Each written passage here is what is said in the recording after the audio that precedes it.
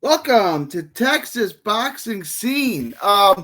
Big news coming to San Antonio's little man Josh Franco, who just put on a masterclass performance against Andrew Moloney in Tulsa a couple days ago, getting the winner of Chocolatito versus Juan Francisco Estrada in their trilogy, which should take place in October tentatively.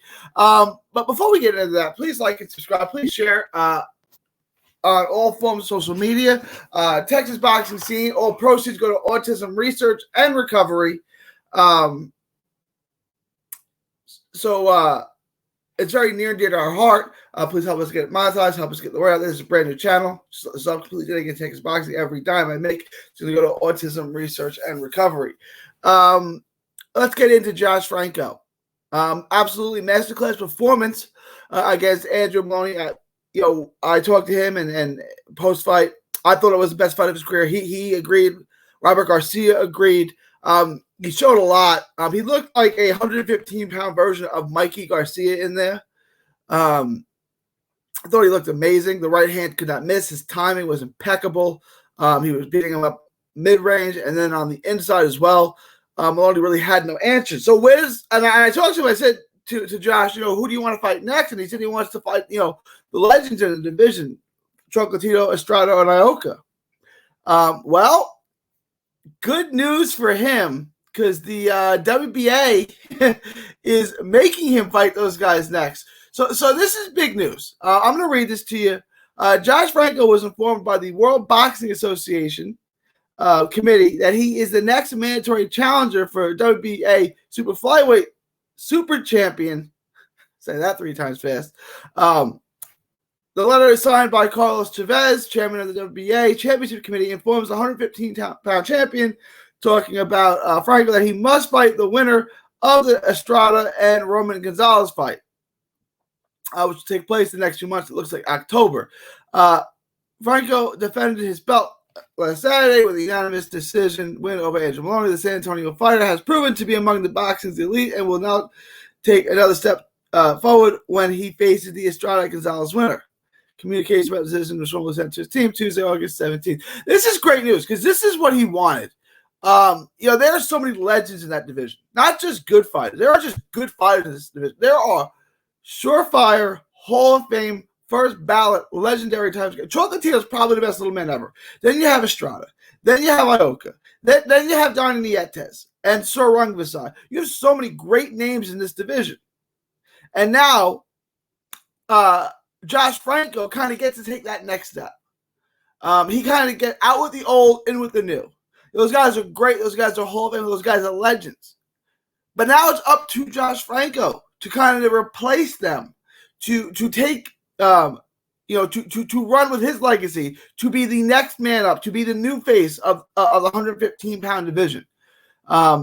He's got the skills to do it. Now, it's going to be incredibly difficult to beat Chocolatito, who's a legend, who's one of the great fighters of all time. Probably, you go from 118 down, bantamweight down.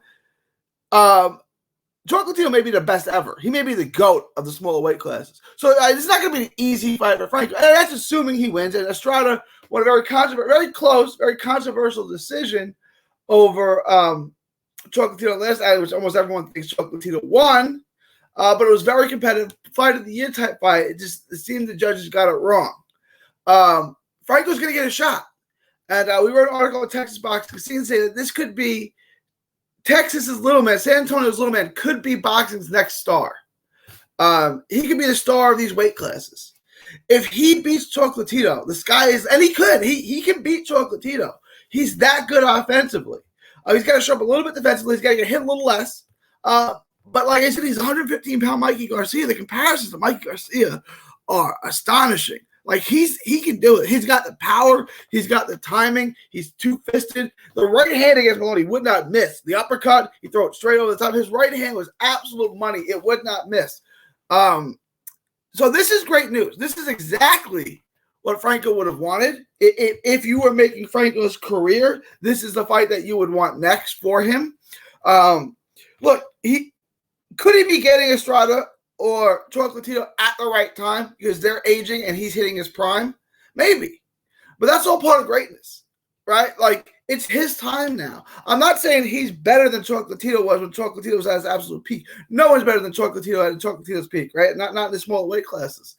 Chocolatito is legendary. But now is the time. Franco can start to really build up his legacy and build up his star. Like San Antonio is a great fight city.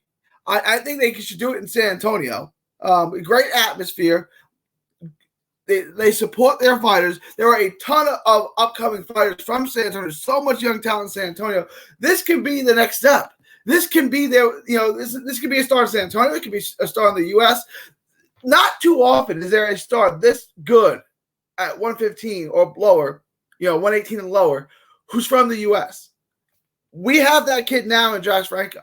And now he's in the right division. A lot of times greatness is indicative of opportunity. He's got all the names you want to beat to make him a star. If he can beat, let's say Chocolatito and beat Chocolatito, beat Estrada, beat Kudras, he can beat these guys and become a star. And bring attention to the small division and bring a lot more attention to San Antonio.